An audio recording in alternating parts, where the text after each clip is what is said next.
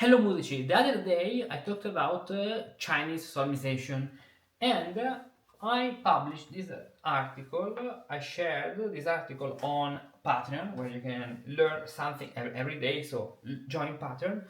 An article which is very interesting, let's find it, this one about how solmization and Italian European solmizations then arrived to China, and even in China they started reading this way. So this is a very interesting article, and in this video let's go through this article and let's read it because there are a lot of interesting things here. With a big screen and with Android desktop we can now finally enjoy all of this. Perfect. So you can find the link in the description of this article. Then, one of the global traces left behind by the Portuguese Jesuit missionary Thomas Pereira in late 17th century being is a Guidonian hand, figure number 1. This handy mnemonic tool appears in his treatise Lulu Zuanya. I hope this is the way to say, I don't know, roughly translated as a compilation on music, which Pereira created for the Kangxi Emperor as a prime introducing hexachordal solmization and rhythmic notation.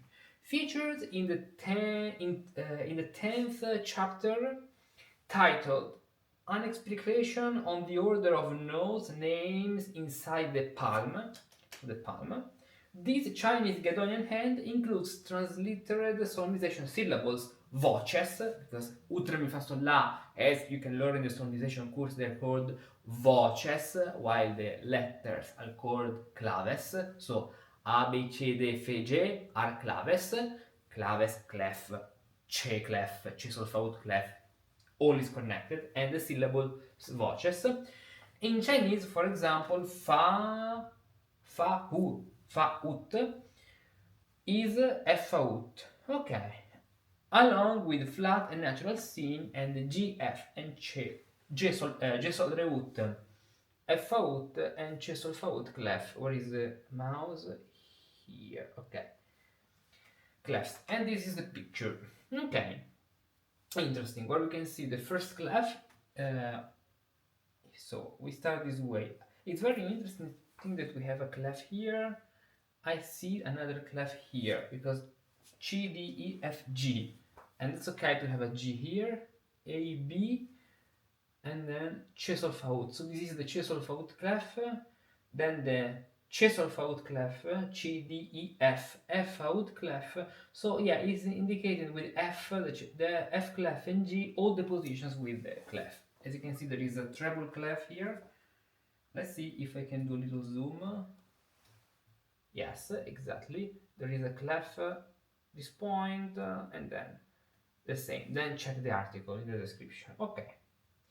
Traditional Guidonian hand follows a spiral pathway, while rarer variants in ladder configurations, as described by Susan Forscher's-Weiss, features pitches traveling vertically from one finger to another.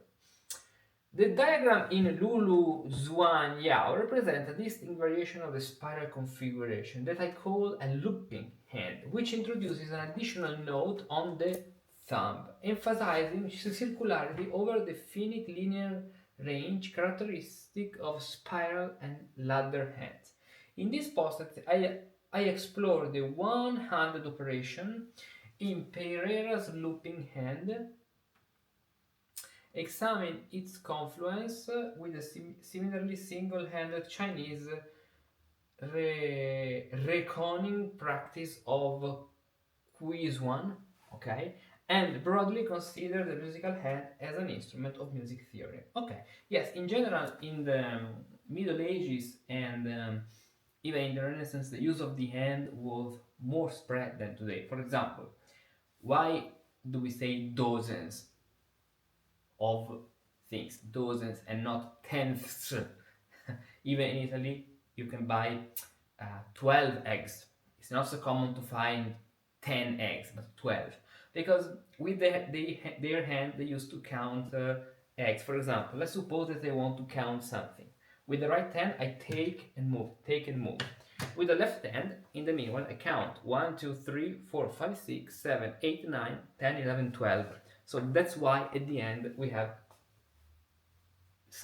we have the 12 as a counting number. 1, 2, 3, 4, 5, 6, 7, 8, 9, 10, 11, 12. So the 12 phalanges of the four fingers.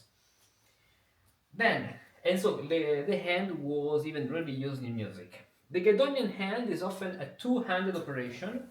For us, the best and more familiarly illustrated in the oft reproduced example of Haley Salmon's Scientia Artis Musicae. In these illustrations, the magister's beefy index finger points towards his outsized left hand with exaggerated proportions, magnificently spread out as fleshly epistemological platform and didactic instrument. As Stefano Mengozzi remarks, the hand was a sort of musical pilot, okay, by which singers could quickly review the correct associations of letters and syllables and the intervals between them. Okay, much like Salomon's finger stylus would navigate the tonal space on his left-handed display, exactly the picture we already know from wait, Biblioteca Ambrosiana, so it's in Milano. You didn't know this? Yeah, great. Whether laid out as a spiral or segmented into finger ladders, the Guedonian hand features 19 or 20 loci, so places. Remember the, the 20th here. On the gamut, so the gamut, the gamma of the hand. The gamut begins with pitch 1, gamma, at the tip of the thumb, and after traversing through a spiral concludes with pitch 19 della Sorre at the middle finger stop. Joint or pitch 20th, which is typically visualized floating above the middle finger. Ladder hands place pitches 19 and 20 respectively on the little finger tips and the space above. Okay. Here, this is okay, Scala di Musica, okay? Example by Giovanni Battista Scaporali edition and figure number 4 Adam Gumpelsheimer Compendium Musici Pro Illius Artis Tironibus. Okay. The looping hand in Lulu Zuanio, as well as other Iberian and North American examples, has pitch 21 FAUT at the exterior of the thumb's upper joint. Exactly, even Adriano Banchieri. These sources suggest a global network of transmission facilitated by early modern Catholic missions. In the diagrammatic representation of hands, pitches 20, Elami, and 21, FAUT, often appear as disembodied places floating outside their digit. Initially, I puzzled over the large gap that imposes an inelegant and seemingly illogical leap from above the top of the middle finger to the side of the thumb, breaking the conjunctive of the traditional spiral. Okay? Here. Okay. Diagrams like Pereira's hand in Lulu Zuan Yao may be understood as an example of artificial flatness. The philosopher and media theorist Sibyl Kramer has identified this conceptual flattering as a cultural technique in which depth is eliminated. Only two registers of spatial order are projected onto the surface, right, left, and over, under. Flatness thus negates the unobservable and uncontrollable behind and below. Such a cognitive framework, as Kramer explains, allows for a space of overview, control, and manipulability, as the graphic interaction of point, line, and plane enable the visualization and observation of invisible theoretical concepts. While the diagrammatic representations in Lulu Zuaniao serves as an example of artificial flatness par excellence, I will point out that not all hand diagrams are fully flattened. The looping hands in Mattias de Souza Villabos Arte de Cantociano, okay, I think that is pronounced this way, I don't know, and Francisco Marcos Isnavas Arte o Compendio General del Cantollano, Figurado e Organo and Metodo Facile, for example, convey a more fully developed sense of three-dimensional space through foreshortening, texture details, shading, and cross-hatching. Okay. Twirling ribbons in Marcos' Navas diagram wrap around the fingers and thumb to further enhance the sense of depth, while Sousa's Villabos hand unambiguously depicts A20 and F21 inscribed upon banners emphatically placed behind the middle fingers. Behind the middle fingers, as you can see, here it is, behind the middle finger, here it is, in a flatter diagrammatic representation, exactly behind the middle finger. That's why this is not an insult, this is elami, o stregheta. Then, here. One and the other one is here. Then, to explain the gap between the middle finger and thumb, the flattened hand, wait, we need one tool actually before. We need this, we need this, we need this. Let's put it here, okay, that's okay, here. To explain the gap between the middle fingers and thumb, the flattened hand needs to be peeled from the page and unflashed. This unflattering requires a one-handed operation as observed in Ioann Extinctoris Expositio Manus. Some people mostly aptly indicate the places on the thumb of the left hand with the index finger of the same hand and the places on the other finger similarly by the thumb of the same hand. And wherefore they may use only one hand, that is the left. Okay, the left hand. The back of the hand may be assessed with a three-dimensional shortcut by bending the fingers. For pitch is 20, LME, the thumb points to the back of the middle finger, and for pitch 21, FAUT, the middle or index finger points to the back of the thumb, exactly FAUT. The gamut technically concludes here, but sequence continues with tips of the index finger and thumb meeting to indicate pitch 1, gamma out, or suggest an insuation of pitch 22, G sol re ut, continuing the gamut ascent. Yeah, virtually you can continue, but you can even come back in Zarlino, if I correctly remember, istituzioni armoniche, you can even go back. So if we have gamma out here, gamma out, then we have F, FAUT, then on the wrist 3, so E la mi, re, here, and on the shoulder, C sol FAUT, the very very low C sol FAUT. So C, D, E, F, and then gamma. In looping hands, the circular design connects. No, we right before. Okay. The identical hand diagrams in Adriano Banchieri's cartella and Orazio Scaletta Scala di Musica shows F out preceding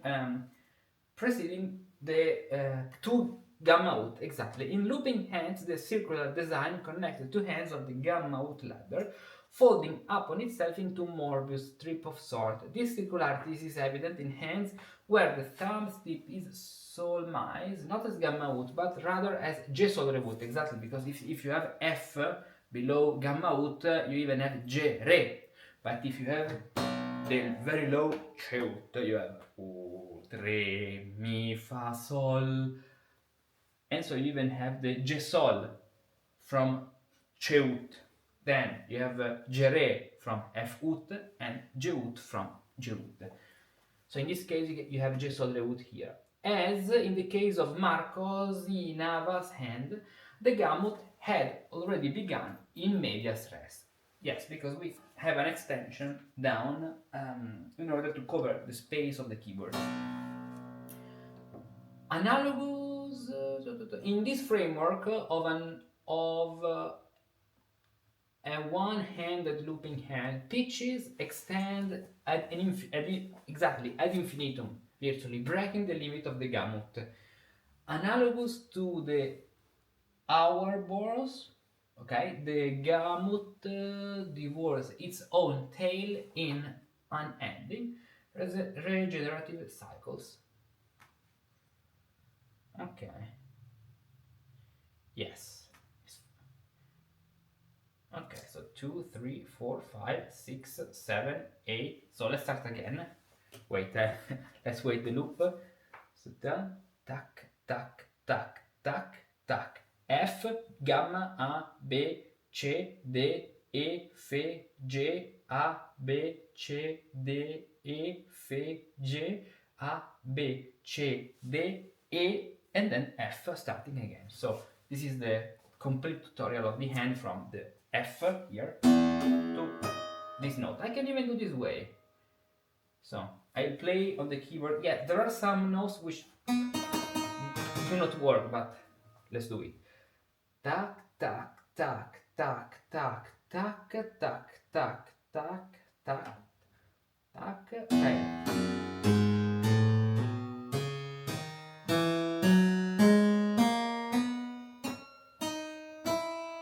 La.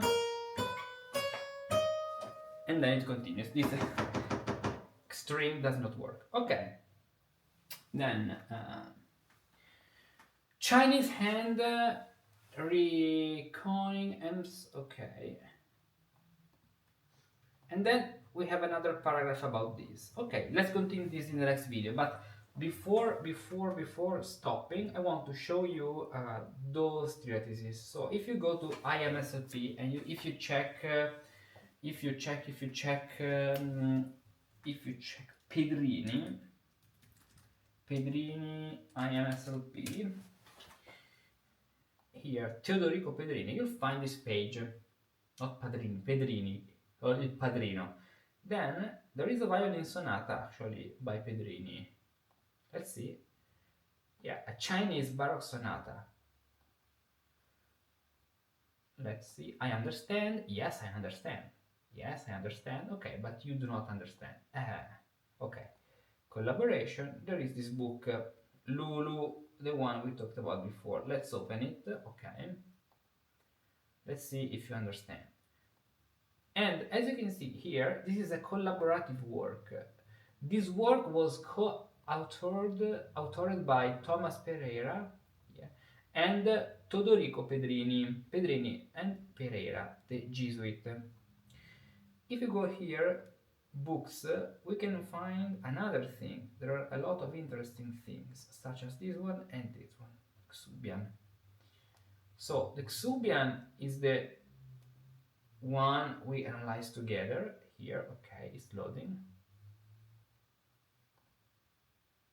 Okay, I have to open it this way. Perfect.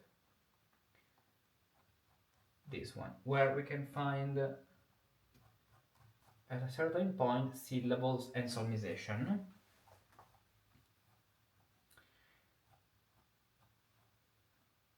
Here, the three clef. It's very interesting the fact that they are so the F clef is here, the C solfaut is here, and the J solfaut is here. I don't know if that's why they used to read from top to the bottom. I don't know, probably. And here the examples I analyzed in the other video. But then there is another book, which is this one. No, this is the same, the other one. No, this is Pedrini. Lulu, this one, where you can find other two books, or better, I think that it's the same, actually. Yes. Of this other book, where you can find other things about music. Now, I cannot read Chinese, but this seems a very basic introduction based on the examples that we can see, with almost the same thing. Here, it's like if we have the complete scale with hexachords. Then the Gregorian hand. Here I have no idea of what's written.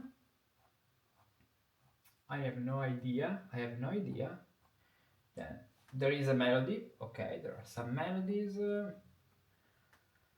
Okay, here there is something that which you can read. Yes, the quality of this scan is not the best one, but okay.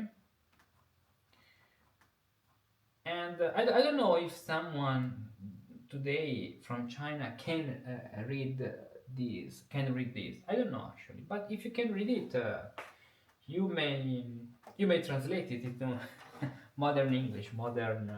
You can even do a modern edition. I think it would be a very interesting thing to do.